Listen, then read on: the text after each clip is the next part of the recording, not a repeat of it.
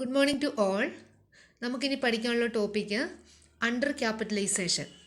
നമ്മൾ കഴിഞ്ഞ ക്ലാസ്സിൽ ഓവർ ക്യാപിറ്റലൈസേഷൻ, അതിൻ്റെ കോസസ്, എഫക്ട്സ്, അതിൻ്റെ റെമഡീസുമാണ് നമ്മൾ പഠിച്ചത്.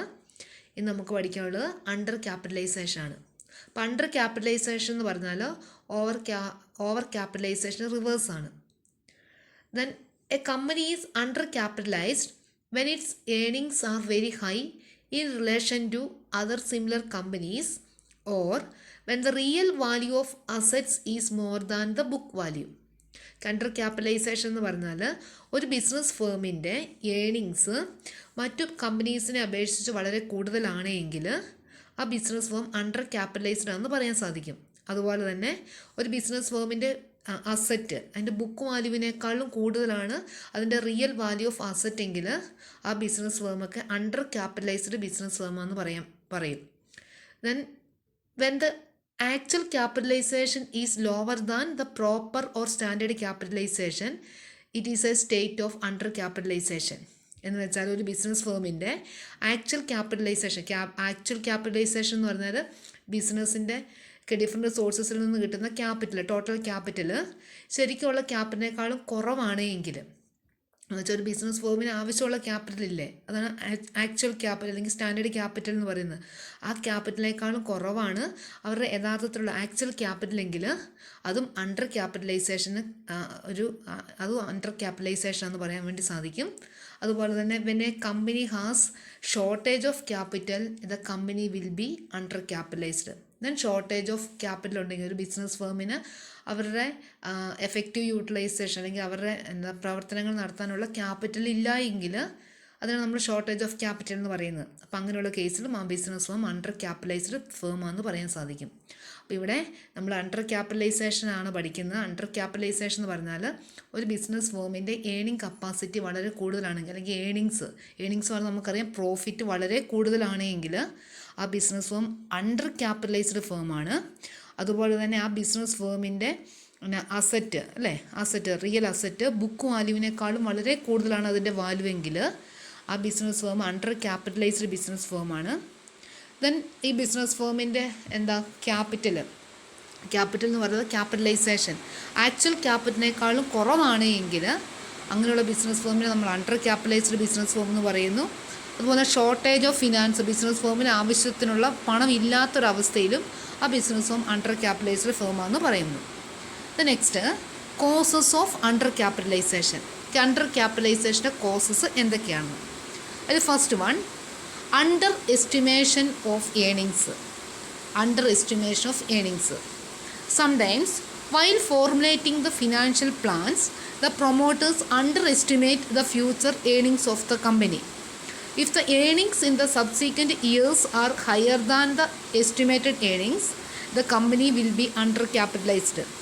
ഇവിടെ അണ്ടർ ക്യാപിറ്റലൈസേഷൻ ഒരു കാരണം പറയുന്നത് അണ്ടർ എസ്റ്റിമേഷൻ ഓഫ് ഏണിങ്സ് ആണ്.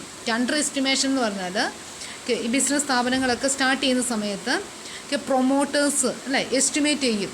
ഇവർ റേസ് ചെയ്തവർക്ക് ക്യാപിറ്റൽ ടോട്ടൽ ക്യാപിറ്റൽ ഉണ്ടാവുകയല്ലേ, ആ ടോട്ടൽ ക്യാപിറ്റലിൽ നിന്ന് എത്രത്തോളമാണ് ഏണിങ്സ് കിട്ടുന്നതെന്ന് അവർ എസ്റ്റിമേറ്റ് ചെയ്യും. എന്ന് വെച്ചാൽ ഫ്യൂച്ചറിൽ കിട്ടുന്ന ഏണിങ്സ് എത്രത്തോളമാണെന്ന് അവർ എസ്റ്റിമേറ്റ് ചെയ്യും. അങ്ങനെ എസ്റ്റിമേറ്റ് ചെയ്യുന്ന ഏണിങ്സ് വളരെ കുറവാണ് എങ്കിൽ, എന്ന് വെച്ചാൽ ആക്ച്വൽ കിട്ടുന്ന ഏണിങ്സിനേക്കാളും കുറവായിട്ടാണ് ഇവർ എസ്റ്റിമേറ്റ് ചെയ്യുന്നതെങ്കിൽ അതിനാണ് നമ്മളിവിടെ പറയുന്നത് അണ്ടർ എസ്റ്റിമേഷൻ എന്ന് പറയുന്നത്.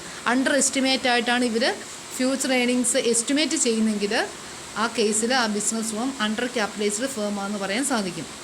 എന്നുവെച്ചാൽ ഇവർ എസ്റ്റിമേറ്റ് ചെയ്തതിനേക്കാളും കൂടുതൽ പ്രോഫിറ്റാണ് ഫ്യൂച്ചറിൽ കിട്ടുന്നതെങ്കിൽ അങ്ങനെയുള്ള കേസിൽ ആ ബിസിനസ് ഫേം അണ്ടർ ക്യാപിറ്റലൈസേഷന് കാരണമാകുന്നു.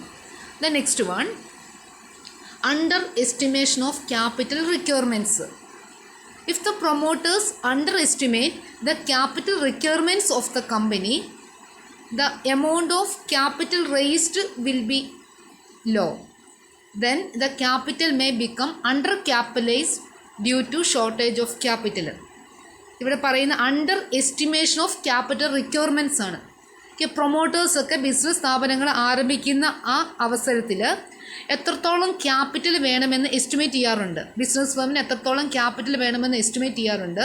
അപ്പോൾ അങ്ങനെ പ്രൊമോട്ടേഴ്സ് എസ്റ്റിമേറ്റ് ചെയ്യുന്ന ക്യാപിറ്റൽ കുറവാണ് എങ്കിൽ അങ്ങനെയുള്ള കേസിൽ ആ ബിസിനസ് ഫേമിന് ആവശ്യത്തിനുള്ള ക്യാപിറ്റൽ ഉണ്ടാവുമല്ലോ, എന്ന് വെച്ചാൽ ഷോർട്ടേജ് ഓഫ് ക്യാപിറ്റൽ ആയിരിക്കും ഉണ്ടാകുന്നത്. ഷോർട്ടേജ് ഓഫ് ക്യാപിറ്റൽ ഉണ്ടായിട്ടുണ്ടെങ്കിൽ ആ ബിസിനസ് ഫോം അണ്ടർ ക്യാപിറ്റലൈസേഷന് കാരണമാകുന്നു. ഇവിടെ ഇത്രയുള്ള പ്രൊമോട്ടേഴ്സ് എസ്റ്റിമേറ്റ് ചെയ്യുന്ന ക്യാപിറ്റൽ കുറവാണെങ്കിൽ അതിനനുസരിച്ച് മാത്രമേ ആ ബിസിനസ് ഫേം ക്യാപിറ്റൽ റേസ് ചെയ്യുള്ളൂ. അപ്പോൾ കുറച്ച് ക്യാപിറ്റൽ റേസ് ചെയ്തതിൻ്റെ ഫലമായിട്ട് ബിസിനസ് ഫേമിന് ഷോർട്ടേജ് ഓഫ് ക്യാപിറ്റൽ ഉണ്ടാവുകയും അതുവഴി അണ്ടർ ക്യാപിറ്റലൈസേഷന് കാരണമാവുകയും ചെയ്യുന്നു. Then next one, conservative dividend policy. If the company follows a conservative dividend policy and creates large reserves, its earning capacity will increase. Besides, the real value of asset will be more than their book value. Thus, the company steps into undercapitalization. ഇവിടെ പറയുന്ന conservative dividend policy ആണെങ്കിൽ, conservative dividend policy എന്ന് പറഞ്ഞാൽ business സ്ഥാപനങ്ങൾ അല്ലെങ്കിൽ business firms equity share ഹോൾഡേഴ്സിന് അധികം dividend ഒന്നും കൊടുക്കാതെ കൂടുതലും റിസർവായിട്ട് മാറ്റി വെക്കുകയാണെങ്കിൽ, റീറ്റെയിൻഡ് ഏർണിങ്സ് ആയിട്ട് മാറ്റി വെക്കുകയാണെങ്കിൽ അതിനാണ് കൺസർവേറ്റീവ് ഡിവിഡൻഡ് പോളിസി എന്ന് പറയുന്നത്. അപ്പോൾ കൺസർവേറ്റീവ് ഡിവിഡൻഡ് പോളിസി എന്ന് പറഞ്ഞാൽ കുറച്ച് മാത്രം ഡിവിഡൻഡ് ഇക്വിറ്റി ഷെയർ ഹോൾഡേഴ്സിന് കൊടുത്തുകൊണ്ട് കൂടുതൽ എമൗണ്ട് ഓഫ് പ്രോഫിറ്റ് റിസർവാക്കി മാറ്റി വെക്കുകയാണ് ചെയ്യുന്നത്. അപ്പോൾ അങ്ങനെയുള്ള കേസിൽ എന്തായിരിക്കും, ബിസിനസ് ഫേമിൻ്റെ ഏർണിംഗ് കപ്പാസിറ്റി വളരെ കൂടും.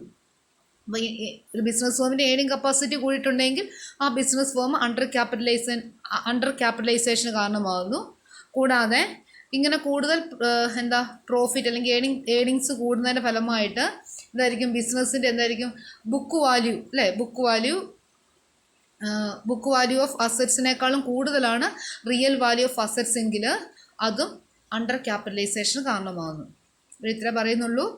ഒരു ബിസിനസ് ഫേം അവരുടെ പ്രോഫിറ്റ്, അവർക്ക് കിട്ടുന്ന പ്രോഫിറ്റ്സ് കൂടുതലും റീറ്റെയിൻ ഏർണിങ്സ് ആയിട്ട് വെക്കുന്നതിൻ്റെ ഫലമായിട്ട് ബിസിനസ്സിൻ്റെ പ്രോഫിറ്റ് കൂടുന്നു, അതുവഴി അല്ലെങ്കിൽ ഏർണിംഗ് കപ്പാസിറ്റി കൂടുന്നു, അതുവഴി ബിസിനസ് ഫേം അണ്ടർ ക്യാപിറ്റലൈസേഷന് കാരണമാകുന്നു. അതുപോലെ തന്നെ ബിസിനസ്സിൻ്റെ real value of assets book വാല്യൂവിനേക്കാളും കൂടുതലാണെങ്കിൽ അതും അണ്ടർ ക്യാപിറ്റലൈസേഷന് കാരണമാകുന്നു. The next one, unforeseen increase in earnings. Unforeseen increase in earnings. A company started during depression will find itself undercapitalized during recession or boom. During that time, earnings may be quite larger. This results in undercapitalization. ഇവിടെ പറയുന്ന ഒരു business start ചെയ്യുന്നത് depression പീരീഡിലാണെങ്കിൽ, depression എന്ന് പറഞ്ഞാൽ നമുക്കറിയാം അല്ലേ, നമുക്ക് fund collect ചെയ്യാം, ബിസിനസ് ഫേമിന് ആവശ്യത്തിലുള്ള ക്യാപിറ്റലൊന്നും കളക്ട് ചെയ്യാൻ പറ്റത്തില്ലാത്ത, അല്ലേ, അങ്ങനെയുള്ള ആ അവസ്ഥയ്ക്കാണ് നമ്മൾ ഡിപ്രഷൻ എന്ന് പറയുന്നത്. അല്ല, എല്ലാ കേസിലും ഡിപ്രഷൻ ആയിരിക്കും. എന്ന് വെച്ചാൽ ബിസിനസ് ഫേമിന് എത്രത്തോളമാണ് ക്യാപിറ്റൽ വേണ്ടത്, ആ ക്യാപിറ്റലൊന്നും റേസ് ചെയ്യാൻ പറ്റുകയില്ല.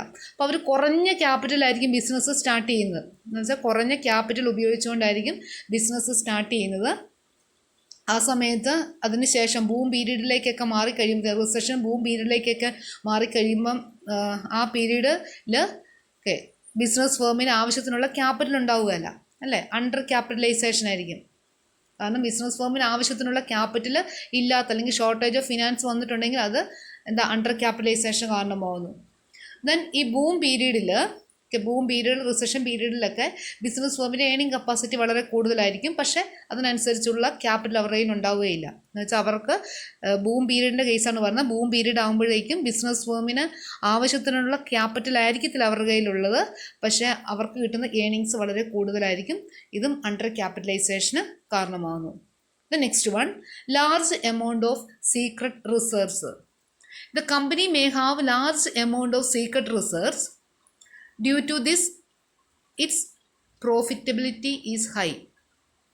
Secret reserve arise due to excessive depreciation, price level changes, etc. In this situation, the company may become undercapitalized. ഇവിടെ പറയുന്ന large amount of secret reserve ആണ്. ബിസിനസ് ഫേമിന് സീക്രട്ട് റിസർവ്സ് വളരെ കൂടുതലുണ്ടെങ്കിൽ അവരുടെ പ്രോഫിറ്റബിലിറ്റി കൂടുതലായിരിക്കും. നമുക്കറിയാം, പ്രോഫിറ്റബിലിറ്റി വളരെ കൂടുതലായിട്ടുണ്ടെങ്കിൽ അതിന് അണ്ടർ ക്യാപിറ്റലൈസേഷന് കാരണമാകുന്നു. ഈ സീക്രട്ട് റിസർവ് എന്ന് പറയുമ്പോൾ സാധാരണ ഡിപ്രീസിയേഷൻ നമ്മൾ ചാർജ് ചെയ്യും, ഡിപ്രീസിയേഷനൊക്കെ ചാർജ് ചെയ്യുമ്പോൾ കൂടുതൽ എമൗണ്ട് ഡിപ്രീസിയേഷനൊക്കെ ചാർജ് ചെയ്തിട്ടുണ്ടെങ്കിൽ അതൊക്കെ സീക്രട്ട് റിസർവിന് കാരണമാകുന്നു. അതുപോലെ തന്നെ പ്രൈസ് ലെവൽ ചേഞ്ചസ് ഒക്കെ കാൽക്കുലേറ്റ് ചെയ്യുമ്പോൾ, എന്ന് വെച്ചാൽ ബുക്ക് വാല്യൂയും അതുപോലെ തന്നെ റിയൽ മാർക്കറ്റ് വാല്യൂ ഒക്കെ നമ്മൾ ചേഞ്ച് ചെയ്യുമ്പോൾ അല്ലെങ്കിൽ അത് നമ്മൾ റീകൺസൈൽ ചെയ്യുന്ന സമയത്തൊക്കെ എന്തായിരിക്കും കൂടുതൽ പ്രോഫിറ്റ് ഉണ്ടാവുകയും അതൊക്കെ സീക്രട്ട് റിസർവായിട്ട് മാറ്റി വെക്കുകയൊക്കെയാണ് ചെയ്യുന്നത്. അപ്പോൾ അതിൻ്റെ ഫലമായിട്ട് എന്തായിരിക്കും ബിസിനസ് ഫേം അണ്ടർ ക്യാപിറ്റലൈസേഷന് കാരണമാകുന്നു. The next one, high efficiency. There may be a high degree of efficiency due to proper use and maintenance of assets, use of improved technology, etc. This may lead to undercapitalization.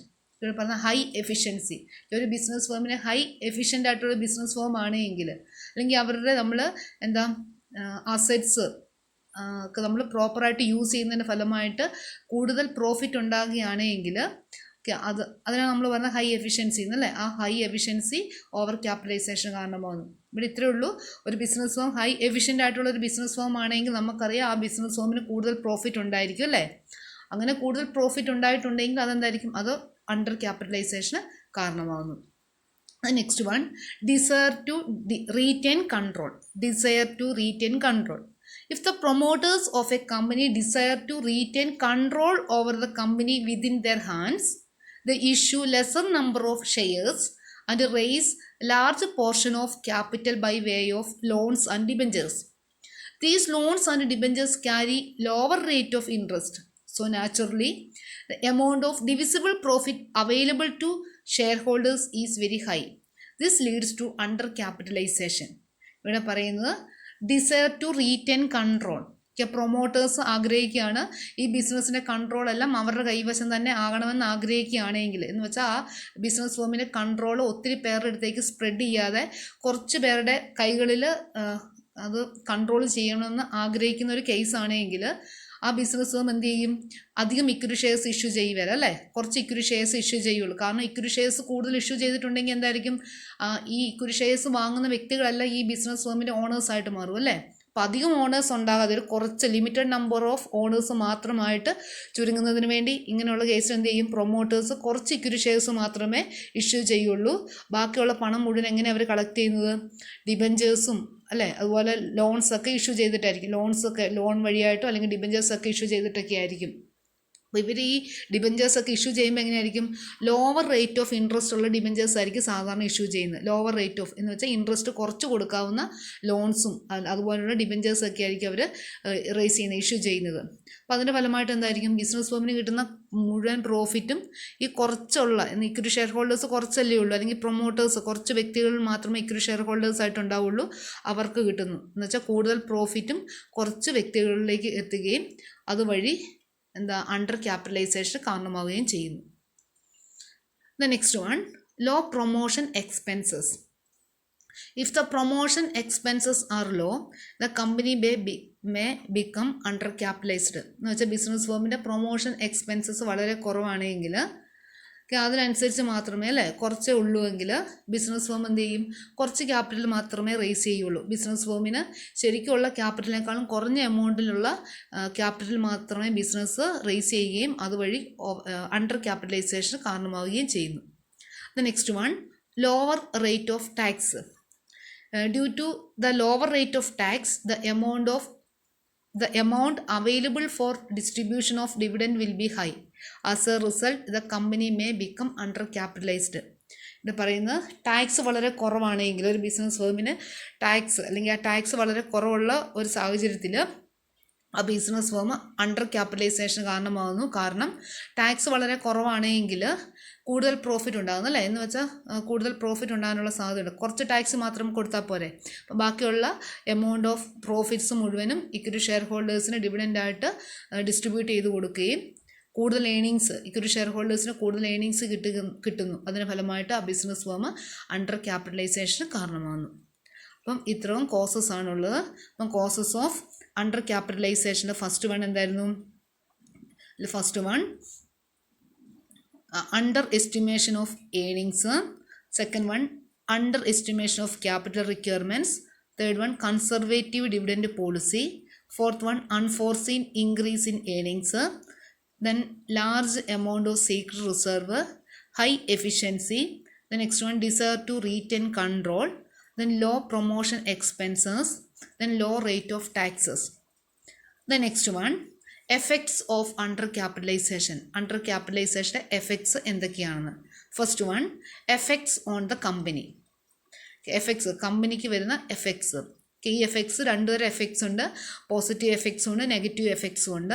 അതിൽ positive effects എന്താണെന്ന് നോക്കാം. കമ്പനിക്ക് under capitalisation വഴിയുള്ള പോസിറ്റീവായിട്ടുള്ള effects എന്തൊക്കെയാണെന്ന്. First one, large secret reserve. കമ്പനിക്ക് കൂടുതൽ secret reserve ഉണ്ടാവുന്നു, അല്ലേ? കൂടുതൽ റിസർവ് ഉണ്ടാകുന്ന സാഹചര്യത്തിൽ കമ്പനിക്ക് വേണമെങ്കിൽ ആ എമൗണ്ട് ഉപയോഗിച്ചുകൊണ്ട് എക്സ്പാൻഷനൊക്കെ നടത്താൻ വേണ്ടി സാധിക്കുന്നു, അല്ലേ? Second one, easy marketability of shares. കമ്പനിയുടെ ഷെയറിൻ്റെ വാല്യൂ കൂടുതലാണ്, മാർക്കറ്റബിലിറ്റി ഓഫ് ഷെയർസ് കൂടുന്നു. Third one, increased market value shares എന്ന് വെച്ചാൽ കമ്പനിയുടെ മാർക്കറ്റ് വാല്യൂ ഷെയർസ് കൂടുതലാണ്. Next one, increased rate of profit, അല്ലേ? പ്രോഫിറ്റിൻ്റെ റേറ്റ് അല്ലെങ്കിൽ പ്രോഫിറ്റ് കൂടുതലായിട്ടുണ്ടാകുന്നു. Then next one, reputation and goodwill. കമ്പനിയുടെ റെപ്യൂട്ടേഷനും ഗുഡ് വില്ലും കൂടുന്നു. Then negative effects, under capitalisation വഴിയായിട്ടുള്ള നെഗറ്റീവ് എഫക്ട്സ് എന്തൊക്കെയാണെന്ന് നോക്കാം. First one, it affects industrial relation due to demand for higher wages and salaries by employees. എന്ന് വെച്ചാൽ അണ്ടർ ക്യാപിറ്റലൈസ്ഡ് ഫേം ആണെങ്കിൽ അങ്ങനെയുള്ള ബിസിനസ് ഫേമിൽ പ്രോഫിറ്റ് വളരെ കൂടുതലായിരിക്കും, അല്ലേ? അപ്പം പ്രോഫിറ്റ് കൂടുതലാകുന്നതിൻ്റെ ഫലമായിട്ട് എന്ത് ചെയ്യും? വർക്കേഴ്സ് കൂടുതൽ വേജസ് അല്ലെങ്കിൽ എംപ്ലോയീസ് കൂടുതൽ സാലറീസ് ഒക്കെ ആവശ്യപ്പെടും. അതിന്, അല്ലേ? അത് അവരുടെ ഇൻഡസ്ട്രിയൽ റിലേഷൻ അത് നെഗറ്റീവായിട്ട് അഫക്റ്റ് ചെയ്യും. എന്നുവെച്ചാൽ കൂടുതൽ പ്രോഫിറ്റ്, ബിസിനസ് ഫേമിന് കൂടുതൽ പ്രോഫിറ്റ് ഉണ്ടാകുന്നു. കൂടുതൽ പ്രോഫിറ്റ് ഉണ്ടാകുമ്പോൾ എന്തായിരിക്കും?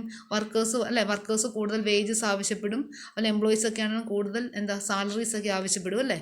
അത് ഇൻഡസ്ട്രിയൽ റിലേഷൻസ് എന്ന് വെച്ചാൽ എംപ്ലോയീസ് റിലേഷനെ അത് നെഗറ്റീവൊക്കെ ആയിട്ട് അഫക്റ്റ് ചെയ്യുന്നു. Then second one, government may try to interfere in the internal affairs of the company. Government business ഫേമിൻ്റെ, അല്ലേ, ഇൻറ്റേർണൽ അഫെയർസിൽ ഇടപെടാൻ തുടങ്ങുന്നു. കാരണം കൂടുതൽ പ്രോഫിറ്റ് ഉണ്ടാകുന്നു. ഒരു ബിസിനസ് ഫേമിന് കൂടുതൽ പ്രോഫിറ്റ് ഉണ്ടാകുമ്പം അതിൻ്റെ സോഴ്സസ് എന്തൊക്കെയാണ്, അതെങ്ങനെയാണ് പ്രോഫിറ്റ് ഉണ്ടാകുന്നതെന്നൊക്കെ അറിയാൻ വേണ്ടി ഗവൺമെൻറ് ആ ബിസിനസ് ഫേമിൻ്റെ ഇൻറ്റേർണൽ മാറ്റേഴ്സിൽ ഇടപെടുന്നു. Then third one, competition increases due to entry of new firms.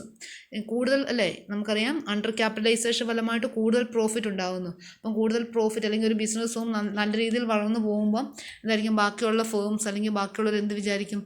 ഇതുപോലത്തെ ഒരു ബിസിനസ് സ്റ്റാർട്ട് ചെയ്യുകയാണെങ്കിൽ ഇവർക്കും കൂടുതൽ പ്രോഫിറ്റ് ഉണ്ടാക്കാമെന്ന് ഓർത്തുകൊണ്ട് എന്ത് ചെയ്യും?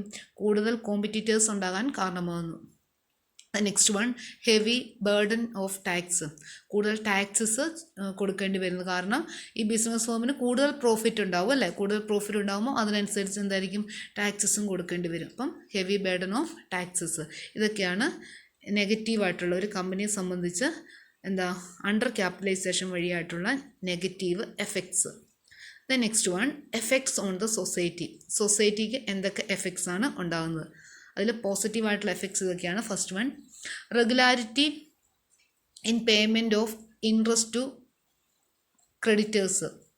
റെഗുലറായിട്ട് ക്രെഡിറ്റേഴ്സിനൊക്കെ ഇൻട്രസ്റ്റ് കൊടുക്കാൻ വേണ്ടി സാധിക്കുന്നു, അല്ലേ? ക്രെഡിറ്റേഴ്സ് എന്ന് പറയുമ്പോൾ നമുക്കറിയാം ഇവിടെ ഉദ്ദേശിക്കുന്ന ഡിബഞ്ചർ ഹോൾഡേഴ്സും അങ്ങനെയുള്ളവരൊക്കെ അല്ലെങ്കിൽ ബാങ്കിൽ നിന്നല്ലോ, അല്ലെ, ബാങ്കേഴ്സൊക്കെ ആയിരിക്കും. അപ്പം ബാങ്കേഴ്സിനൊക്കെ എന്തായിരിക്കും? ഇൻട്രസ്റ്റ് ഒക്കെ കൊടുക്കാൻ വേണ്ടി റെഗുലറായിട്ട് കോസ്റ്റ് ഓഫ് ക്യാപിറ്റൽ ഇൻട്രസ്റ്റ് ഒക്കെ കൊടുക്കാൻ വേണ്ടി സാധിക്കുന്നു. Next one, more benefits to workers. വർക്കേഴ്സിന് കൂടുതൽ ബെനിഫിറ്റ് കിട്ടുന്നു. ബെനിഫിറ്റ് കിട്ടുക എന്ന് പറഞ്ഞാൽ എന്തായാലും പ്രോഫിറ്റ്, ഒരു ബിസിനസ് ഫേമിനെ സംബന്ധിച്ച് പ്രോഫിറ്റ് കൂടുതലാണ്, അല്ലേ? അണ്ടർ ക്യാപിറ്റലൈസേഷൻ എന്ന് പറയുമ്പോൾ ആ ബിസിനസ് ഫേമിന് ഏണിങ്സ് വളരെ കൂടുതലായിരിക്കും. അപ്പോൾ ഏണിങ്സ് കൂടുതൽ കിട്ടുമ്പോൾ എന്തായാലും അതിൻ്റെ ഒരു ബെനിഫിറ്റ് വർക്കേഴ്സിനും ഉണ്ടാവും, അല്ലേ? എന്തെങ്കിലും വേജസ് കൂട്ടിയോ അല്ലെങ്കിൽ എന്തെങ്കിലും ഇൻസെൻറ്റീവ്സ് ഒക്കെ ഈ വർക്കേഴ്സിനും ഈ ബിസിനസ്സിനും പ്രൊവൈഡ് ചെയ്യുന്നു. Then third one, increased production and regular supply of quality goods at cheaper price. ഈ ബിസിനസ് ഫേമിൻ്റെ എന്തായിരിക്കും? പ്രൊഡക്ഷൻ വളരെ കൂടുതലായിരിക്കും. കൂടുതൽ പ്രോഫിറ്റ് ഉള്ളൊരു ബിസിനസ്സാണ്. അതുകൊണ്ട് തന്നെ ഈ ബിസിനസ് ഫേം പ്രൊഡ്യൂസ് ചെയ്യുന്ന പ്രോഡക്റ്റ് ക്വാളിറ്റി പ്രോഡക്റ്റ് ആയിരിക്കും. അത് മാർക്കറ്റിലേക്ക് അവർ വിൽക്കുന്നത് ചീപ്പർ പ്രൈസിലായിരിക്കും, അല്ലെങ്കിൽ ചെറിയ പ്രൈസിലായിരിക്കും അവർ ആ പ്രോഡക്റ്റ് വിൽക്കുന്നത്. അപ്പം കൺസ്യൂമേഴ്സിനെ സംബന്ധിച്ച് എന്തായിരിക്കും? നല്ല പ്രോഡക്റ്റ് ചെറിയ വിലയ്ക്ക് കിട്ടാൻ വേണ്ടി കാരണമാകുന്നു. Then next one, more employment opportunities. കൂടുതൽ എംപ്ലോയ്മെൻറ്റ് ഓപ്പർച്യൂണിറ്റീസൊക്കെ ക്രിയേറ്റ് ചെയ്യുന്നു. ദെൻ സൊസൈറ്റിക്ക് ഉണ്ടാകുന്ന നെഗറ്റീവ് എഫക്ട്സ് എന്ന് പറഞ്ഞാൽ first one, because of higher profit, consumer may feel that they are being exploited. എന്ന് വെച്ചാൽ ഒരു ബിസിനസ് ഫേമിന് കൂടുതൽ പ്രോഫിറ്റ് ഉണ്ടായിട്ടുണ്ടെങ്കിൽ കൺസ്യൂമേഴ്സ് ഓട്ടോമാറ്റിക്കായിട്ട് ചിന്തിക്കും ഇവർ നമ്മളെ കൂടുതൽ ചൂഷണം ചെയ്തിട്ടാണ്, അല്ല നമ്മളെ പറ്റിച്ചുകൊണ്ടുണ്ടാക്കുന്ന പണമാണെന്നാണ് വിചാരിക്കുന്നത്, അല്ലേ? നമുക്കറിയാം ഒരു ബിസിനസ് വുമന് കൂടുതൽ പ്രോഫിറ്റ് ഉണ്ടായിട്ടുണ്ടെങ്കിൽ ആ ബിസിനസ്സിലുള്ള പ്രോഡക്റ്റ് വാങ്ങുമ്പോൾ നമ്മൾ ഓർക്കും അല്ലേ, ഈ സാധനത്തിന് ഇത്ര ക്വാളിറ്റി ഒന്നും ഉണ്ടാവുകയല്ല, ഇതിനകത്ത് ഈ പ്രോഡക്റ്റിന് ഉള്ള പ്രൈസിനേക്കാളും കൂടുതൽ പ്രൈസിനായിരിക്കും ഇവർ വിൽക്കുന്നത് എന്നൊക്കെ കൺസ്യൂമേഴ്സ് ചിന്തിക്കാൻ കാരണമാകുന്നു. അതാണ് ഇവിടെ പറയുന്നത്. Because of higher profit consumer may feel that they are being exploited. Second one, industrial relation adversely affected. Industrial relations adverse ആയിട്ട് അഫക്റ്റ് ചെയ്യുന്നു വെച്ചാൽ ഇവിടെ